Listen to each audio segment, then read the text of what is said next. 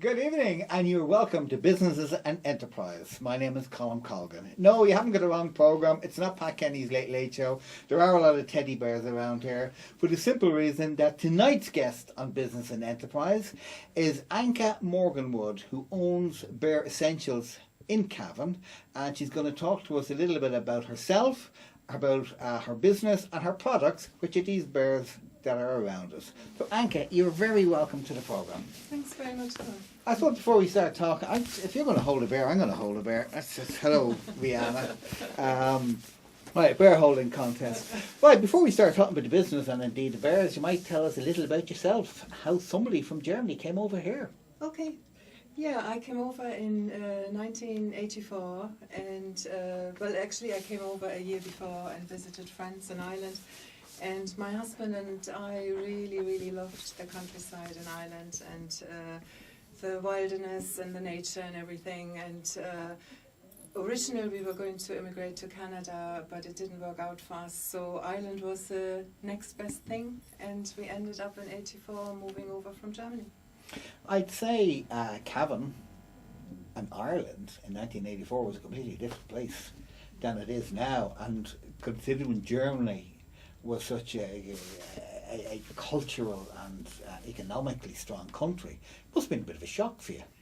It wasn't, because in Germany at that time there was a trend of people emigrating from Germany because they wanted a more simpler life, a more closer life to nature, and that appealed very much to us. And also the problem was in Germany you were not able to buy a house or property in '84. It was like in boom times in Ireland.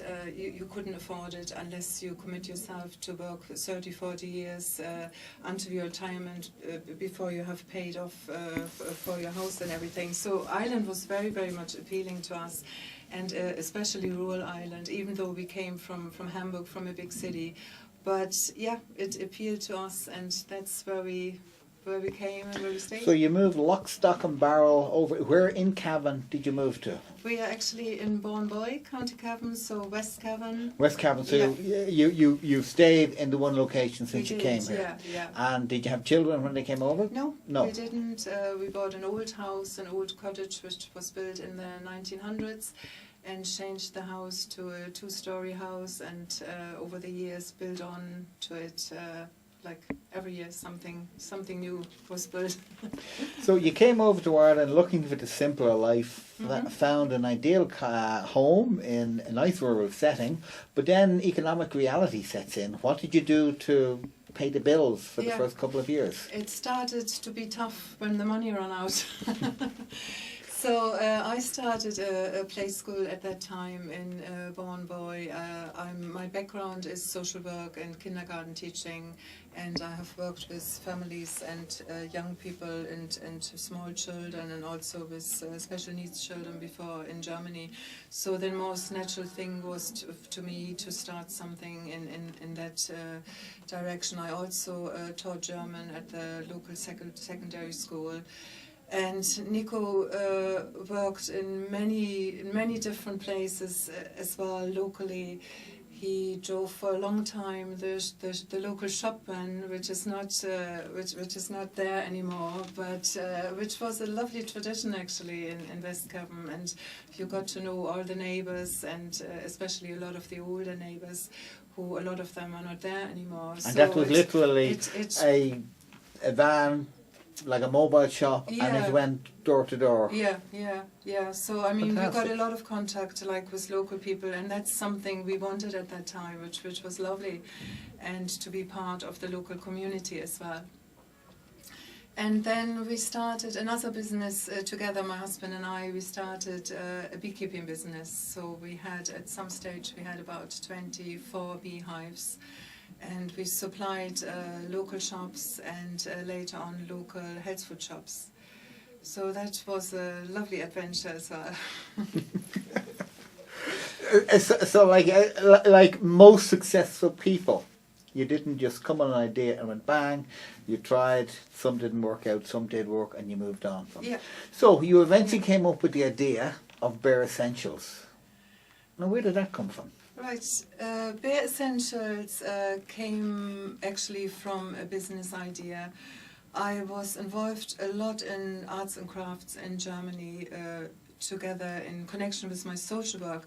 But then when we had our children and the children were small, we were always involved in doing arts and crafts at home and visiting craft fairs and selling at craft fairs and making jam and chutney, and the kids were making chocolates and all sorts of things. So eventually the idea came up to concentrate on one kind of business and one business only and do this professionally. And the main idea in designing or starting to design teddy bears was that I wanted to have a craft item which can gain value over years and not lose its value. And yeah, that was the main idea behind it. And coming from a teddy bear tradition in Germany, like I grew up with Steiff teddy bears in Germany. A teddy bear tradition. Well, we all had a teddy bear. In fact, while rooting through the attic, I found my 50-year-old bear. And Teddy, if you're watching, Teddy, hello. I'm trying to sound like Jerry Adams now, talking about the teddy bear. But what do you mean a teddy bear tradition? In Germany, is teddy bears bigger than they are here in Ireland? I don't mean physically bigger, I mean as a concept. Yeah. First of all, the teddy bear was invented in Germany in 1902 by the Steiff company. So the Steiff company, a lot of people would know it's a company, it's a teddy bear with a button in the ear. It's the only teddy bear in the world who has a button in the ear. And that's a Steiff bear. So this is his button there, this yeah? His button. Like his earring. He's kind of like a hippie bear. Yeah. He's even more famous if he has a button in his ear, but he has got a white label. So Steiff would have different kind of labels to characterize their teddy bears. This at the moment is one of the most famous teddy bear. It's a commemorative Titanic teddy bear. So you might just hold it there so that camera I know can see it, yeah? for a lot of people a black bear isn't very appealing, but strange enough in tradition terms, all the black bears who have been developed became really, really famous and valuable. So this one is actually a replica of the 1912 Steiff teddy bear who was done after the Titanic sunk. So they brought out this black bear and they brought out a commemorative one this year. I just thought there's something there. You said the teddy bear was invented in Germany. What about the story that it was invented in America, called after Teddy Roosevelt? No. You mean the internet is wrong? The name comes from Teddy Roosevelt, but the invention is done by Margarete Steiff in Germany. I know Steiff would love to claim that they invented the name teddy bear as well, but I think this was going on between America and Germany for a long time, so it's settled that it was invented in Germany, but the name is from Theodore Roosevelt. And I don't know if you recently heard that Robbie Williams named his daughter Teddy as well, Theodora Rose. Ah. So it's kind of like history kind of repeating itself. The bear from Germany are real bears. Wild bears, are they wild in Germany? Like, is that where the idea came from? Yeah, you're absolutely right. The idea, and I know the way you're holding this fella, you can see he has a little hump on the back. Actually, the first... Oh, sorry, tell her what the design for. So then we'll happily show the hump. Yeah, here we are. Oh, definitely. I have a future in children's television. So hump on bear. Where we go? There we go. There's his hump. If you turn around on his four legs, actually, you can see where the idea came from. This is getting weird. This is actually the first ever... Yeah, go back over to your mother there. Was designed this way, like the bear in the wild, and it looked even more like a wild bear. But when they actually realized that wouldn't be very appealing to children, it would have been too frightened, like to design like a grizzly bear. This is how it turned out into the teddy bear. And what was left actually from the wild bear is a little hump in the back.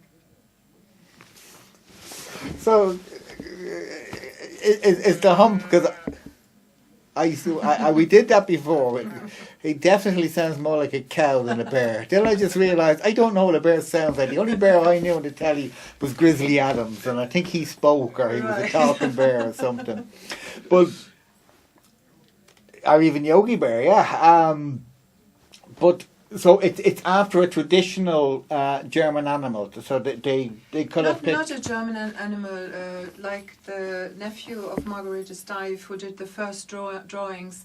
He went actually to the local zoo, and he looked at bears in the wild, you see. So these were not German bears, they were bears brought over from America. And so he just watched them, and that's the way how he developed from a wild bear into a teddy bear. Uh-huh. And it started with this one bear, and the Steiff, is that the pronunciation? Steiff, and the Steiff company now literally sends bears. It is a teddy bear of collectible quality. It's not your. It is. It's Steiff does different things. They do collector teddy bears, which are collected all over the world. They do limited edition, like the Titanic bear is a limited edition just to Ireland, the UK, and America only. So you can't buy him in any other country. So this makes the bear really, really special. But they also do, of course, baby essentials, like they do teddy bears for babies, which are made of plush, and so that they can be washed and things. I see. So, going back to your business, Bear Essentials, do you only do Steiff bears? Are you the importer into Ireland for them, or have you got other bear-related activities? No. I never thought I'd say that in the same sentence. This is one of my own bears. So I designed. He's a Cavan bear. He's a Cavan bear, and he's one of the bears from the Little Rascal range. And is he manufactured as in? He is handmade. Oh, handmade, from start so. to finish in County Invest. And his name is Des. And his name is Des. Des, yeah. He belongs to the Little Rascal range. After my play school I used to own beforehand, which was called Little Rascals. An original bear. We also do a collection of Lakeland bears. So that's a Lakeland collection. It's a larger teddy bear. The special thing about... And you make these up in Bonboy, in West Cavan. They all limited to one off only, which means they're highly collectible. So because there's no other bear that looks like no Des. second bear like that, you say. While Steiff bears come in limited editions of maybe thousands or 1,500, you say. Other bears maybe of 500 and 600. Yeah. We just do one-offs. So he's called Des. Now, have you the book, The A to Z of Children's Name, you picked him out, or do you have somebody in mind? Does he look a bit like somebody you know who's called Des? What usually happens, like I have somebody working with me, Elizabeth McKinnon from Killishandra, and what happens when we have a bear finished we have a great talk what his name should be. So sometimes we do a total Irish collection with Irish names. And is there a bear called Colm? That's what I want to know. Oh, there is, yeah. There is, yeah. Of course there is, yeah. But exactly, he'll be on eBay shortly. But the main decision is to see is it going to be a boy or a girl. So we're having great discussions here. Then if the bear looks more female. How do you know if it's a boy or a girl?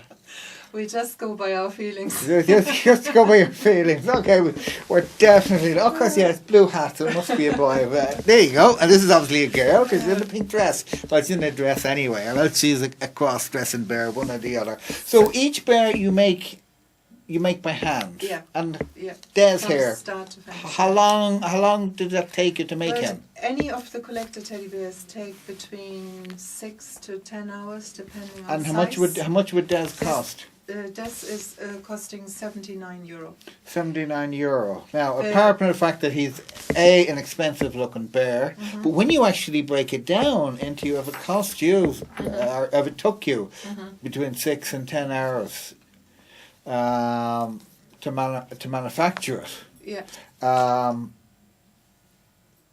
your cost base is very high.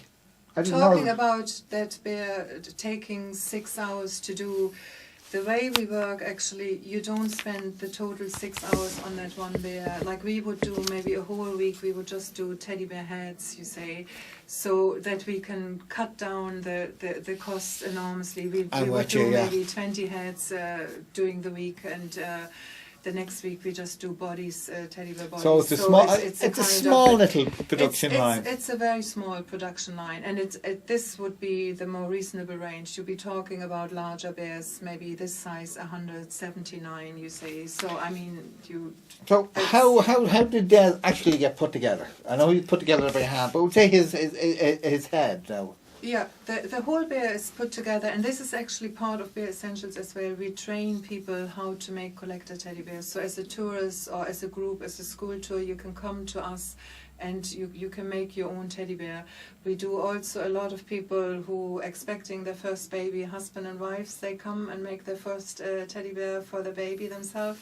Or last week we had a hen party, so they made a bride and groom for the couple. The way it's done is it starts with a drawing, but of course the drawing is done by us. We have the template already for people. It'll be cut out of the high quality. This is all mohair. It's the highest quality of material you can buy, and it's the only material which will last or can stand the test of time and could still be around in 100 years' time, you say. And you cut the templates, and then part of it, like the arms might be a part of 3 pieces. It's sewn together by machine. And every part of the bear is put together with joints. So this is why you can move everything. We use either wooden joints or plastic joints. Also the head, you can move everything. Mm. And being a collector's item and being handmade, are they still suitable for children? Are there temptation to pull an arm off or a leg off? Good thing is, as I did with my teddy, I may as well confess on live TV, I bit my teddy bear's nose off. So he's sitting there with a sad look. And actually, I also had a Mickey Mouse character as well, and he had plastic nose. And I apparently bit his nose off. So I don't know what my thing about noses was when I was a kid. I think, Colm, you have to check them into our teddy bear hospital, and we look after them. We give them a new nose. Would I have to bring him, or would you send some sort of ambulance and we could kind of... Well, you can send him. The courier, a BMT would come in. The couriers do our ambulance work. Anyway, apart from the actual manufacture of the bears and the importation of the bears, apart from there's other aspects to Bear Essentials. As I said, you touched on it there. The visitor centre now, where you teach people the skills when they come there. Where did that concept come from? Like obviously you were happy that the bears were doing well, but yet you added to it, and to an extent diversified, although still bear related. It's a complete diversification, because manufacturing and selling product, now all of a sudden you're doing teaching. How did that change come to bear? I think what we did over the years, I find we diversify every year. We either add something to the business or take something out which doesn't work as well. But to tell you the truth, my profession is in social work, so I'm not a person who was equipped with selling products, looking after marketing. All these things I had to learn over the years, you see, and I did a lot of courses to do so. But a lot of the ideas came from our customers, because they came and said, "Look, Anke, there's a bear. Could you restore anything? Have you got a restoration business? Could I bring my bear and you kind of can fix him?" So we started a restoration business just to look after poor teddy bears, and this means as well very old teddy bears. So we get teddy bears now which are 50 or 60 years old. We totally restore like to how they looked when people had bought them first time. But the whole teaching end comes probably from my social work kind of end, and being interesting in kind of sharing the skills we have got to pass them on to children. But it's a big jump from having an interest in passing it on to actually building a visitor centre. That's a leap. Okay, yeah. I think there's probably the business sense that I want to broaden the business as well, you see. You can't, what I find, if you look at teddy bears are very universal. They appeal to a lot of people, but of course not everybody would buy a teddy bear. But you can't just build a business on one end in the small countryside of County Cavan just selling teddy bears. Like if you would have a teddy bear shop like this in Dublin, you would do really, really well. If you do it in the countryside, you have to add an online shop to be available like 24 hours as well. So that was added to the business as well. And also the teaching part of it, together with the Crafts Council and Discover Ireland, I was always interested in tourism and tourism training. Because you're in the Geopark. Yeah, in the Geopark, but I also did a tour, worked in tourism in Estonia. I went with a group over to Estonia to talk to people who have small tourism businesses, how they could develop their small tourism business. So I'm always interested what you can do in tourism and how you can develop it any further. And I think a lot of people have done recently, because a lot of small business have come out of the woods really and doing quite well. Teddy bears woods, I like it. Nice segue. But again, but you actually built the visitor centre. Yes, we did, yeah. How big is it? What can it take? What facilities has it got? Yeah, it was built out of total necessity because at one time in summer we had a school tour of about 30 children sitting in our private house in our shop making teddy bears. So we just needed space, you say. Yeah. So the idea came along and some funding was available through leader funding as well to build the visitor centre, which is about it can hold about 65 to 70 people. And what functions have you held there? Well, we had lots of different functions. We had the Lions Club there for a whole day. Lions, bears, how are they mixed? That's just going to end up in a... Making teddy bears. Do not tell me the Lions Club were making bears. Those hard-nosed businessmen were up there making bears. And had a whole day with us. So in the visitor centre we also have old bears, so we display old teddy bears as well. We also have a lot of information about teddy bear history. We can show films about the teddy bear history in Ireland and in Germany. We also do courses about real bears in the wild as well. So it's quite a broad spectrum of possibilities. And of course, on the screen behind you there now is actually a picture of the visitor centre. Okay. It looks quite a big room there. It is, yeah. People actually can hire the centre out themselves as well. So we have local functions sometimes as well.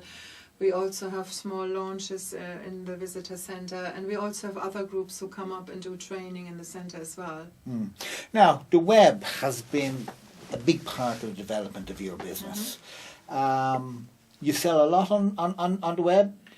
Or just through Ireland, or do you sell literally all over the world? Again, I'm particularly talking about the Steph Bears because obviously, whereas you may have the franchise here in Ireland, I may sell them in Ireland, I'm not sure what your arrangement is, but like if somebody Googles a Steph Bear, you'll certainly come up, but so will Steph Bears all over the world. Yeah, it's absolutely true. I mean, the internet opens a whole new world to any kind of business, but it also is very, very competitive.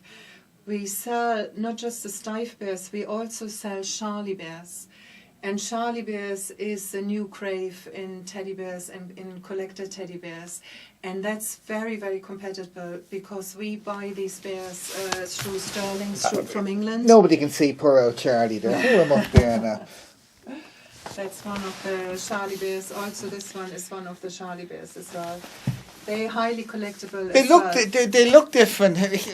He looks kind of serious, but he looks kind of sad. Charlie looks sad, I have to say, even though he has his cool scarf on him.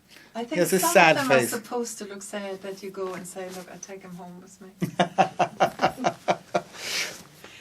Yes, regarding the internet, you're absolutely right. With us, we found out that in the beginning, about 10% of our business was online. It has grown to about 20% at the moment.